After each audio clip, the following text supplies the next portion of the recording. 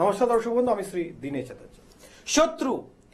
শত্রু নিয়ে কম বেশি আমরা বেশিরভাগ মানুষই কিন্তু চিন্তিত।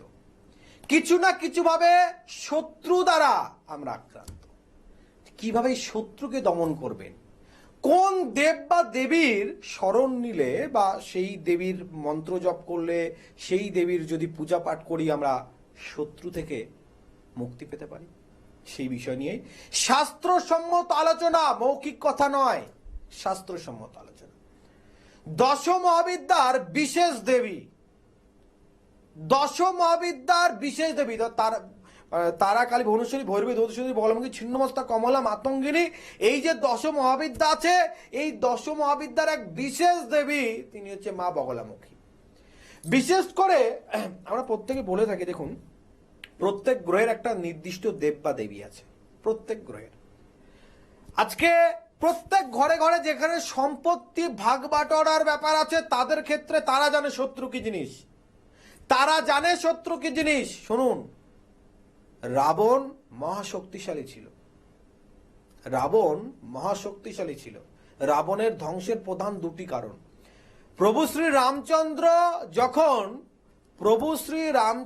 যখন যুদ্ধ করে যখন ফিরে যখন গেছে, তো প্রভু শ্রী রামচন্দ্রের মা বলছে, বাবা আমি শুনেছিলাম রাবণ খুব শক্তিশালী, তো তাকে কি করে যুদ্ধে হারালি? রামচন্দ্র বলছে, মা আমি রাবণকে যুদ্ধে হারাতে পারিনি। রাবণকে তো রাবণের অহংকার হারিয়েছে। তাহলে রাবণের পতনের প্রধান কারণ এক হচ্ছে তার অহংকার, আর দ্বিতীয় হচ্ছে বিভীষণ, ঘরের শত্রু। অতএব ভূ সম্পত্তি ভাগ বাটোয়ারার ব্যাপার নিয়ে দেখুন, আজকেও আমরা অনেকে ঘুরতে যাই কুরুক্ষেত্র। হ্যাঁ, তো কুরুক্ষেত্রে যে আমরা ঘুরতে যাই, দেখবেন এই কুরুক্ষেত্র নিয়ে যারা যুদ্ধ করেছে তারা কিন্তু মরে পার হয়ে গেছে, সেই জায়গাটা কিন্তু এখনো পড়েই রয়েছে। তাই এই যে ভূমি সংক্রান্ত ব্যাপার নিয়ে কিন্তু ম্যাক্সিমাম পরিবারে কিছু না কিছু শত্রুতা, কিছু না কিছু ডিস্টার্ব, এই ব্যাপারগুলো রয়েছে। আজকে যারা অনুষ্ঠান প্রথম থেকে শেষ পর্যন্ত শুনবেন, তাদের সমস্যার সমাধান ঘটলো। আর শত্রু আপনাকে ডিস্টার্ব করতে পারবে না, আর শত্রু আপনাকে বিপদে ফেলতে পারবে না, আর শত্রু আপনাকে শত্রুতা করতে পারবে না আপনাকে আইনত কোনো জটলায় ফেলতে, যদি আজকের প্রথম থেকে শেষ পর্যন্ত অনুষ্ঠানটি শুনে রাখুন এবং শাস্ত্রসম্মত এর বিষয়টা জানুন। তো এই বগলামুখী দেবী হচ্ছে মঙ্গল গ্রহের ইষ্ট দেবী। যেমন শনি গ্রহের ইষ্ট দেবী হচ্ছে মা দক্ষিণা কালী, বৃহস্পতি গ্রহের ইষ্ট দেবী হচ্ছে মা তারা, তেমন মঙ্গল গ্রহের ইষ্ট দেবী বগলামুখী। এই দেবীর আবির্ভাবের আগে বিষয়টা জানতে হবে যে আবির্ভাব কিভাবে হয়েছে। তার আবির্ভাবেই রয়েছে তার বিশেষ বৈশিষ্ট্য। এক সময় এক মহা অসুর, যার নাম ছিল মদনাসুর, যার নাম ছিল মদনাসুর। আমি জানি না এর আগে কোনো তান্ত্রিক আপনাদের এই শাস্ত্রসম্মত বিষয়টা শুনিয়েছে কিনা, কারণ এটা খুব ডিপলি যারা তন্ত্র করে তারা ছাড়া এই বিষয়টা অন্য কেউ জানবে না। এই মদনাসুর একসময় ব্রহ্মার মহা তপস্যা করে। ব্রহ্মা যখন আসে, তো ব্রহ্মার কাছে নিজের জীবের উপরে সমস্ত শক্তির আবরণ হয়। প্রথমত অমরত্ব চায়। অমরত্ব যখন না হয়, তাহলে বললো ঠিক আছে, আমার সমস্ত শক্তি জীবে দাও, আমি যা বলবো যখন বলবো তৎক্ষণাৎ তাই ফলবে। এর ফলে সে ব্রহ্মা যখন তাকে এই বরদান দেয়, মহাশক্তিশালী হয়ে যায়। যুদ্ধ জেতার থেকে আগে মুখে বলেই যুদ্ধে জিতে যেত, যেহেতু তার জিভের উপর বরদান দেয়া ছিল, যা বলবে তাই হবে, তো তৎক্ষণাৎ হবে। বাক শক্তি এমন দিয়েছিল, যা বলবে সেই সময় তৎক্ষণাৎ তাই বলবে। তাই তার যুদ্ধে হারানো এক প্রকার অসম্ভব হয়ে গেছিল। সমস্ত দেবতারা যখন ভীষণভাবে এখান থেকে ভয়ভীত হয়, এই ভয়ভীত হয়ে তখন যায় নারায়ণের কাছে। নারায়ণ অতি চালাক, অতি বুদ্ধিমান। নারায়ণের কাছে যখন যায়, নারায়ণ তখন যুদ্ধ করার জন্য এই মদনাসুরের কাছে আসে। মদনাসুরের কাছে যুদ্ধ করতেছে, সে দেখলো যে এর যেহেতু জিভেই সমস্ত শক্তি রয়েছে, সেহেতু এই অসুরকে, এই রাক্ষসকে যুক্তি দিয়ে হারাতে হবে। তাই তিনি বেশ কিছুকালীন যুদ্ধ করার পর এক সরোবরের কাছে তিনি ধ্যানস্থ হলেন। এবং সেই সরোবর হচ্ছে পিলা সরোবর। কোথাও এর বর্ণনা দেওয়া রয়েছে শাস্ত্রে যে পীতম্বরী সরোবর বা পিত সরোবরের কাছে তিনি বিশেষ ধ্যানস্থ হন এবং তার যোগ দ্বারা সেই সরোবর থেকে এক স্বর্ণময়ী দেবীর আবির্ভাব হয়, যিনি পীত বসনবর্ণী, স্বর্ণময়ী বসনপর্ণী, পীত বসনপর্ণী, মানে হলুদ রঙের বসন, স্বর্ণময়ী বসন পরা এক অতীব তেজস্বী সুন্দরী দেবীর প্রকোপ হয়। এবং এই দেবী যখন মানে উৎপত্তি হয়, আর এই দেবীর সঙ্গে এই মদনাসুরের যুদ্ধ হয়। আর এই মদনাসুরকে দেবী কিছু বলার আগেই, মানে মদনাসুর কোনো কিছু বলার আগেই দেবী তার হাতে দেয়া এক প্রকার গদা দিয়ে সেই অসুরের জিভটাকে টেনে ধরে সেই জিভে আঘাত করে। এই যে জিভে আঘাত করে, সেই সময় সেই অসুরের অত্যাধিক কাকুতি মিনতি এবং দেবীকে তার মানে দেবীর কাছে অনেক প্রকার প্রার্থনা করে। তাই দেবী কিন্তু তার সঙ্গে পূজিত হওয়ার বরদানও দেয়। এবং এই যে সরোবরে এই ঘটনা ঘটেছিল, সেখানে নারায়ণ ছাড়া আর একজন ছিল, যেই পরবর্তী সময় দেবীর বাহক হয়, তিনি হচ্ছে বগ। তাই দেবী বগ বাহনী বা দেবীকে বগুড়ামুখী দেবীও বলে কোথাও উল্লেখ করা হয়। ইনি হচ্ছে পীতম্বরী বগলামুখী দেবী, যা শত্রুকে নিধন করে। তাই যাদের পার্সোনালি ভাবে শত্রু রয়েছে, অফিসে যাচ্ছেন 70% কাজ আপনি করছেন, 30% কাজ অন্য কেউ করছে, 100% নামটা তার হচ্ছে। এই শত্রুতায় আপনার প্রমোশন করতে দিচ্ছে না, দীর্ঘদিন একই চেয়ারে বসে রয়েছেন, যোগ্যতা থাকার পরেও আপনি উঠতে পাচ্ছেন না। বিবাহর উপযুক্ত বয়স হয়ে গেছে, শত্রু এমন করে ক্রিয়া করে রেখেছে আপনার বিবাহ হচ্ছে না। বিয়ে হয়ে গেছে 5 বছর 7 বছর হয়ে গেছে, সন্তান কোনো প্রকার হচ্ছে না, বহু প্রকার। আমার রিসেন্ট একটা বসিরহাটে একটা ক্লায়েন্ট, দীর্ঘ ওদের বিয়ে হচ্ছে আজকে 8 বছর, আমি ট্রিটমেন্ট করছি 1 বছর থেকে। অবশ্য 7 বছরে এরকম কলকাতার বুকে কোনো বড় ডক্টর নেই, ট্রিটমেন্ট করেনি।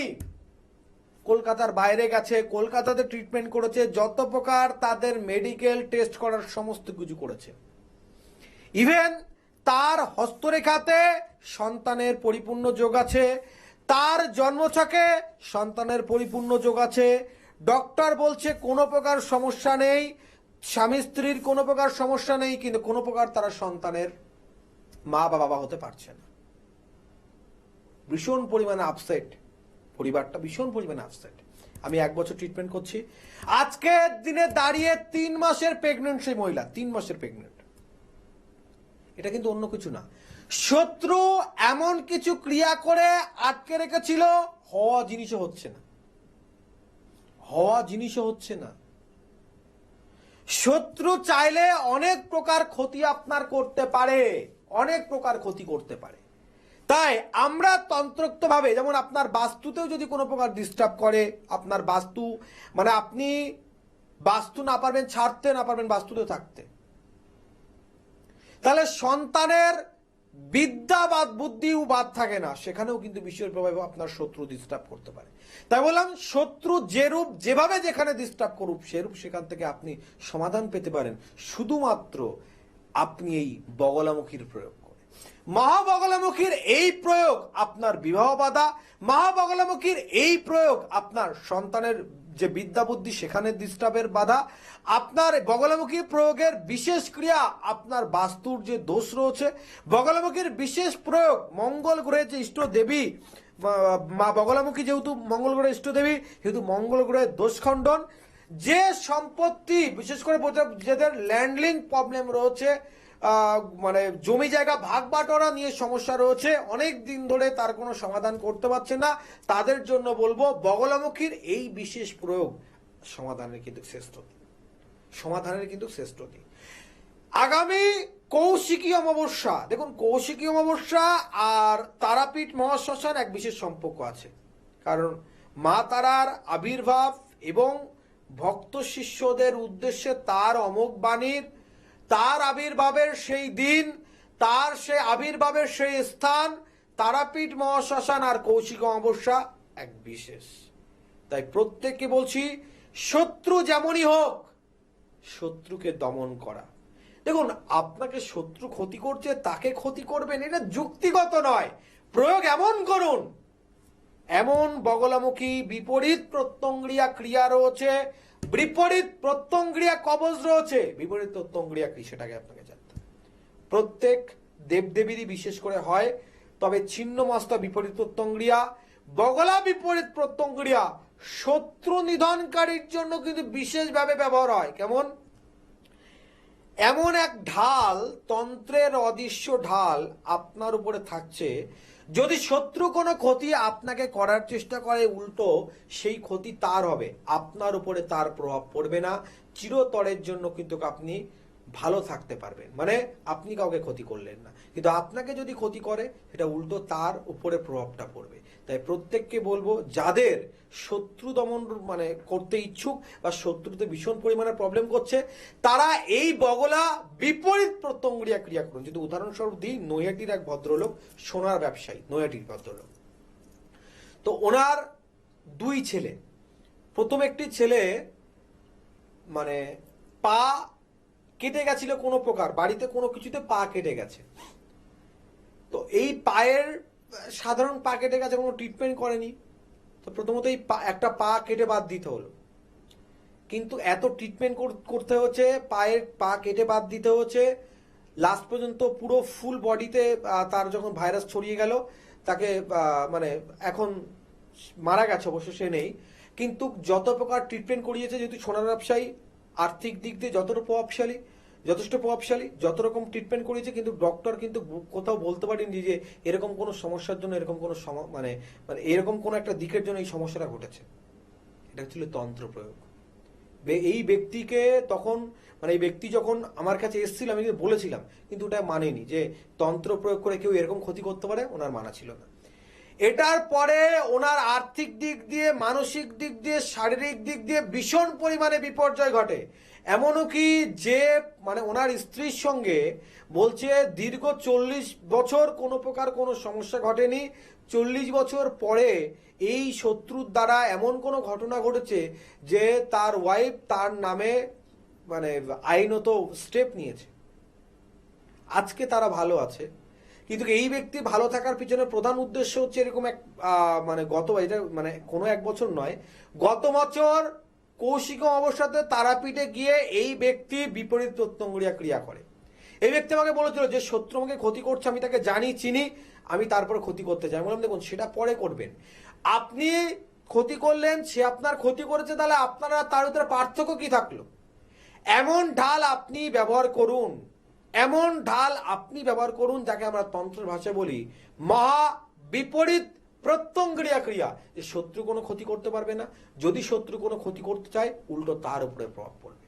মনে করুন অনেকে হয় না যে প্রেমিক প্রেমিকা বা স্বামী স্ত্রীর সম্পর্ক নষ্ট করে দেয়, সেক্ষেত্রে বগলামুখী প্রয়োগের কিন্তু বিশেষ কার্যকারিতা রয়েছে। এই বগলামুখী প্রয়োগ করলে কি হবে, যে তাদের উপরে কোনো প্রকার আর তন্ত্রের প্রভাব তো পড়বেই না, যদি কোনো প্রকার ক্রিয়া তাদের করা থাকে সেই প্রভাবটা নষ্ট হয়ে যাবে, ভবিষ্যতেও কোনো প্রভাব তাদের উপর পড়বে না।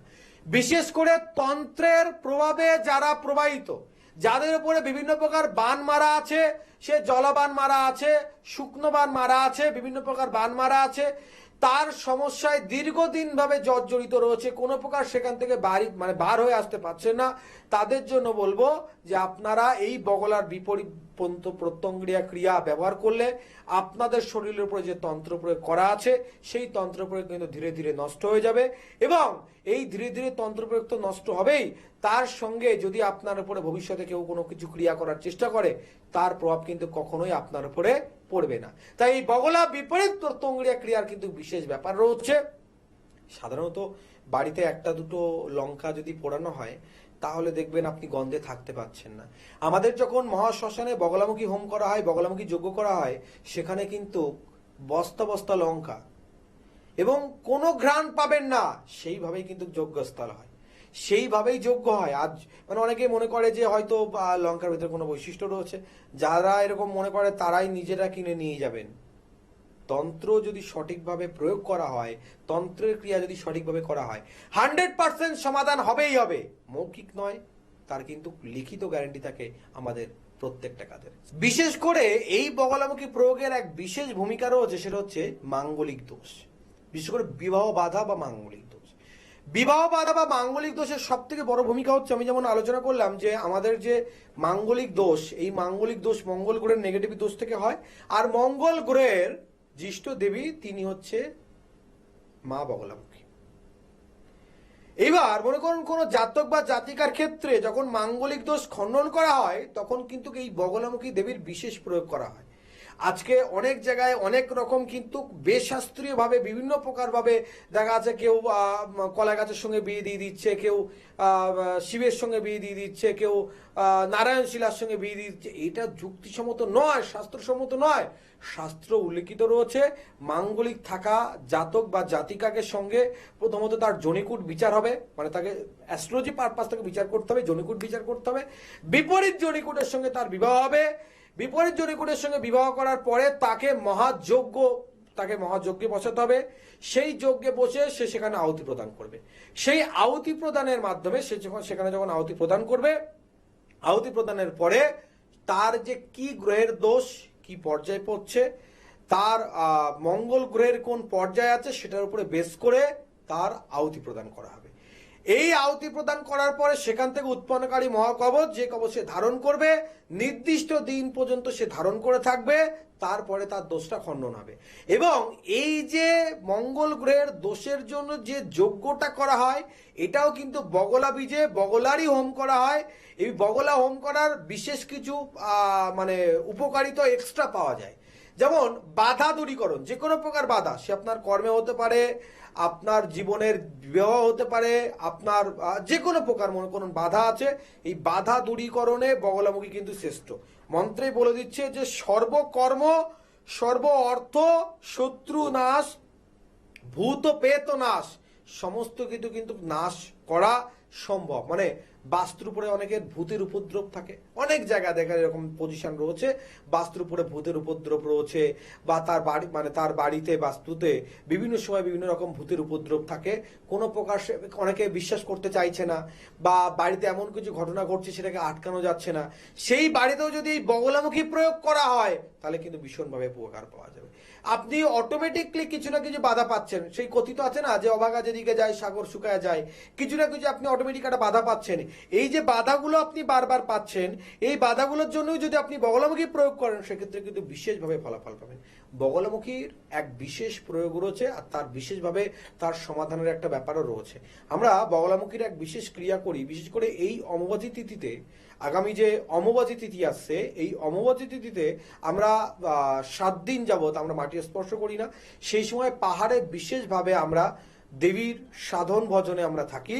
এই সাধন ভজনের বেশ কয়েক দিন রয়েছে, মানে 2 থেকে 3 দিন রয়েছে, যেখানে কিন্তু আমরা বগলামুখীর বিশেষ উপাসনা করি বা বগলামুখীর বিশেষ ক্রিয়াকলাপগুলো করি আমরা। যে অমাবাসীর পরে অবশ্য এই কামাখ্যাধামের বিশেষ মানে কামাখ্যাধাম এমন একটি জায়গা যেখানে একমাত্র 10 মহাবিদ্যর জায়গা রয়েছে, মানে 10 মহাবিদ্য একসঙ্গে এখানে দর্শন করা যায়। শাস্ত্রে কথিত রয়েছে প্রথম যিনি 10 মহাবিদ্যাকে দর্শন করেছিল তিনি হচ্ছে মহাদেব। মহাদেবী ক্রোধে মহাদেবকে দেখিয়েছিল যে আমি তারা, আমি কালী, হ্যাঁ, ভুবনেশ্বরী ভৈরবী ধূমাবতী, ত্রিপুরা সুন্দরী বগলামুখী ছিন্ন মস্তক কমলা মাতঙ্গিনী। হ্যাঁ, যে দেবী নিজেই, যে দেবী পার্বতীর যে 10টা রূপ, তিনিই কালী, তিনি তারা, তিনি ভুবনেশ্বরী, তিনি ভৈরবী, তিনি ধূমাবতী, তিনি ত্রিপুরা সুন্দরী, তিনি বগলামুখী, তিনি ছিন্নমস্তা, তিনি কমলা, তিনি মাতঙ্গিনী। এই যে 10 মহাবিদ্যার দর্শন প্রথম করেছিল কে? মহাদেব। দ্বিতীয় দর্শন করেছিল, আমাদের তন্ত্রে তার উল্লেখ রয়েছে, সেটা হচ্ছে সদানন্দ। একদিনের সাধনাতে 10 মহাবিদ্যার দর্শন করেছিল, একদিনের সাধনাতে সিদ্ধি লাভ করেছিল। কিন্তু একদিনের সাধনাতে সিদ্ধি লাভ নয়, পূর্ব জন্মে মানে তার নিজের ছেলের ঘরে ছেলে রূপে জন্মগ্রহণ করেছিল। ভাবুন সাধকের কত ক্ষমতা, নিজের ছেলের ঘরে পুনরায় ছেলে হয়ে জন্মগ্রহণ করেছে। সেখানে মানে তার পূর্বজন্মের সমস্ত তপস্যা নিয়ে সে জন্মগ্রহণ করেছে। বাল্যকালেই সে মানে সাধনা করে একদিনের সব সাধনা করেছিল, মৃত শরীরের উপরে সব সাধনা করেছিল। সেই সাধনা করেই কিন্তু তিনি দশম অবিদ্যাকে দর্শন করেছিল। বহু জায়গায় তন্ত্রের এরকম নিদর্শন রয়েছে যে এই সদানন্দ তিনি কিন্তু এই দশমহাবিদ্যার দর্শন করেছে, আর মহাদেব এই দশমহাবিদ্যাকে একসঙ্গে দর্শন করেছে। তো দশমহাবিদ্যার দেবদেবীকে দিয়ে বিভিন্ন প্রকার ক্রিয়াকলাপ করা যায়। আজও যারা আমরা পুরীর জগন্নাথ মন্দিরে যাই, পুরীর জগন্নাথ মন্দিরেও কিন্তু এই দশমহাবিদ্যার মানে জগন্নাথ দেবের যেখানে ভোগ রাখা হয় বা যে যন্ত্রেমের উপরে জগন্নাথ মহাপ্রভু, বলভদ্র এবং সুভদ্রা মহারানীকে রাখা হচ্ছে, এখানেও কিন্তু দশ মহাবিদ্যের যন্ত্রমে স্থাপন রয়েছে। যেমন শ্রী জগন্নাথ বিগ্রহকে যে যন্ত্রমের উপরে রাখা হচ্ছে সেটা হচ্ছে শ্রী দক্ষিণাকালী যন্ত্র। সেখানে সুভদ্রাকে রাখা হচ্ছে সেটা কিন্তু সেটা হচ্ছে ভুবনেশ্বরী যন্ত্র। সেখানে বলভদ্রকে রাখা হচ্ছে সেটা কিন্তু তারা যন্ত্র। তাহলে দশমহাবিদ্যার দেবীর অস্তিত্ব এখানে কিন্তু এই দেবীর অস্তিত্ব বা এই মহাযন্ত্রের প্রচলন কিন্তু সেটা পুরীর জগন্নাথ মন্দিরে, যেখানে সাক্ষাৎ শ্রীহরি নারায়ণের, সাক্ষাৎ ভগবান শ্রীকৃষ্ণের সেই অস্তিত্বময় সেই যে বিগ্রহ, সেই বিগ্রহ মানে শ্রী বিগ্রহ রয়েছে, সেই শ্রী বিগ্রহ যা বলছে বহু জায়গায় বহু রকম দেবদেবীর অস্তিত্ব রয়েছে, কিন্তু পুরীর জগন্নাথ মন্দিরের এর বৈশিষ্ট্য কিন্তু আলাদা। এখানকার সঙ্গে কোনো কিছুর তুলনা করা যায় না।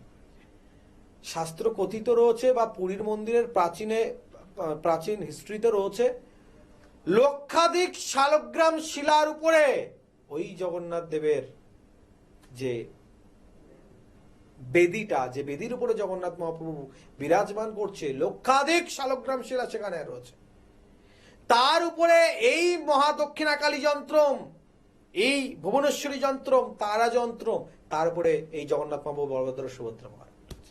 তাই তন্ত্রের সঙ্গে কিন্তু বিশেষের দশ মহাবিদ্যার সঙ্গে দশ অবতার, দশ মহাবিদ্যার সঙ্গে দশ অবতারের এক বিশেষ ভূমিকা রয়েছে।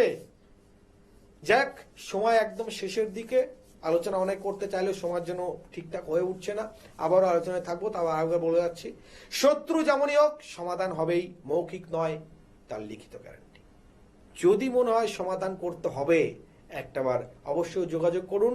আমি দীনেশাচার্য কামাখ্যার বিশেষ মায়াংতন্ত্রে কাজ করি, যে মায়াংতন্ত্র এমন এক মায়াজাল, কঠিন থেকে কঠিনতম সমস্যার সমাধান হবেই হবে।